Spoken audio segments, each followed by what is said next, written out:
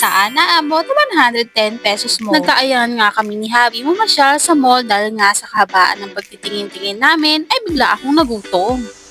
Nagugutom na ako. Oh, yeah, 110. 110 pesos? Ano mabibili ko dito?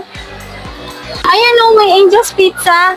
Trinay nga namin ng bagong rice Angel's Meals dito sa Angel's Pizza. Natakam ako sa nakita ko sa halagang 110 pesos, abot kaya kahit ang estudyante ay makakabili rin ito. Nag-order agad ako ng 5 rice meal nila para matikman lahat ng flavors. Masarap itong big siomay nila, malaki at medyo manamis-namis yung siomay. Sweet and sour chicken, malambot at hindi siya masyadong matamis. Sakto talaga yung lasa niya sa rice. 3 cup chicken, para siyang adobo. Masarap yung salsa niya sa rice, samahan pa ng masarap na toppings.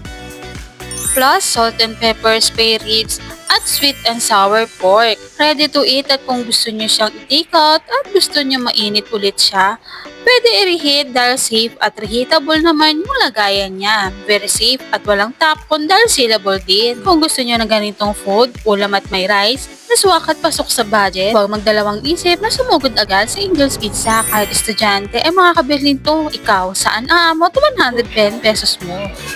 Ano, okay ka na? 哎呦我的妈！